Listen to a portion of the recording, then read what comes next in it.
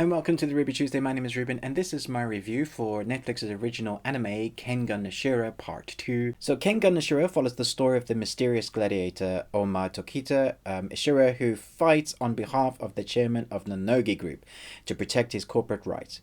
Kazuo Yomashita, an ordinary 56-year-old man, is summoned by the company's chairman to be the handler of Ashura Tokita.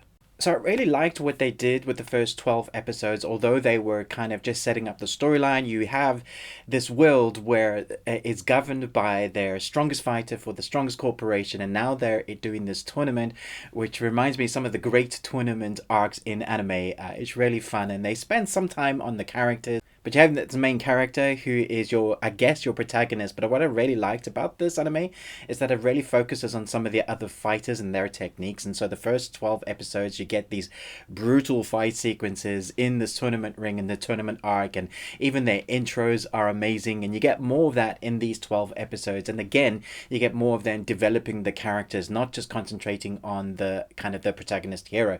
He's almost not even the protagonist hero because you only see some of him or some of his fights, and mostly towards the last few episodes, the last three, you get to see Ohma fight, and it's really great. I like the fruition of where the story was going, but where it takes time to develop some of those characters. I'm gonna say develop. You see a lot of fighting.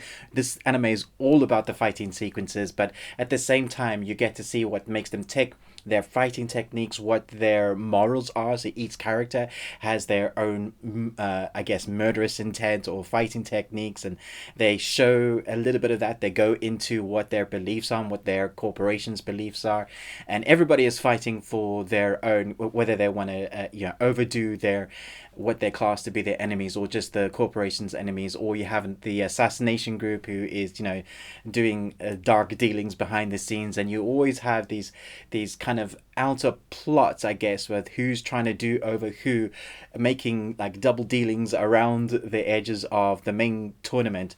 And so the 12 episodes of part 2 is the tournament. It's the next level basically, and so now it's weeding out the kind of pretend fighters who are still, in my opinion, damn good at what they do, but now you get the monstrous fighters, and I doubt you can call them human anymore. Their abilities is far superseding that of any human being, I guess. If you want to go into reality, I like the way this anime tries to say that what these people are doing, they base it on almost reality science. If you can condition your body to this way, you can become this superhuman monster thing.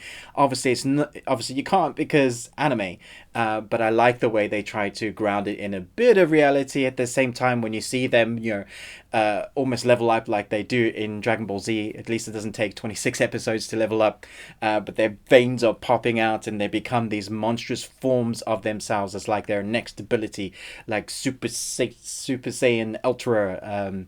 And it's a lot of fun to see when they do that, because you never know where these fights are going to go, because from one hand you can see one person just beating the crap out of somebody, and then later on that match that person will get the upper hand in the fight, and it goes like that for each episode until you get into the protagonist levels, and you get the crowd going, yeah, come on, he can do it, and then he gets beaten down. It is the typical tropes of an anime like this, but where it shines is in its fighting sequences, which I think are a lot of fun. It is brutal though. There are moments when you catch yourself where you breathe in, you go, oh, when's this guy gonna die? Can they not call the fight? You get into it. If you are into it and you like the characters, you will be rooting for them.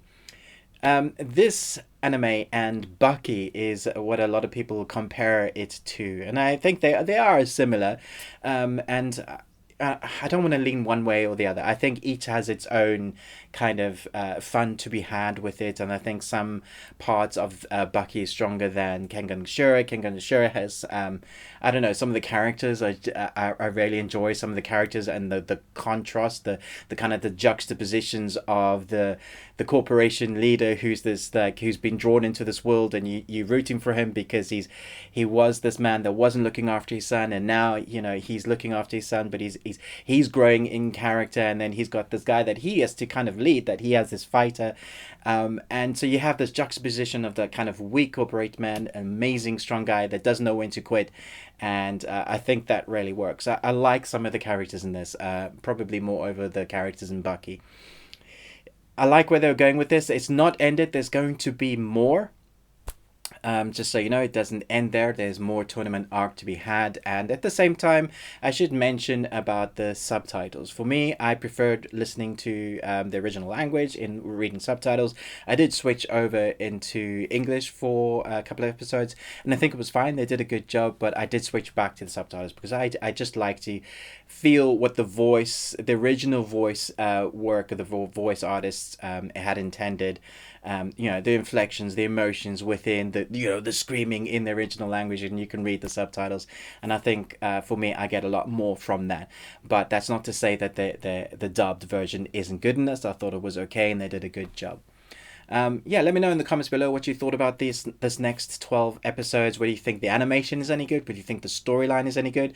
Do you like tournament arcs? I have a lot of fun watching tournament arcs. I think they're quite fun, and it gets me rooting for them. It is brutal, so don't be surprised when you see some pretty gory scenes, but I mean anime.